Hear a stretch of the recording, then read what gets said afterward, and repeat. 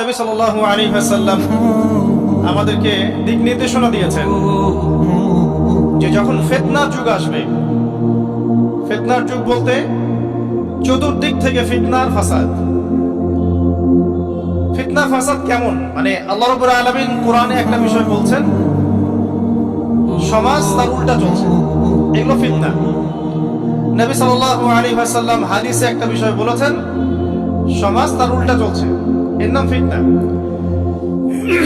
পরিবারে ফিতনা, ধর্মের মধ্যে ফিতনা, সমাজে ফিতনা, অর্থনীতিতে ফিতনা, এখন সংস্কৃতির মধ্যেও ফিতনা।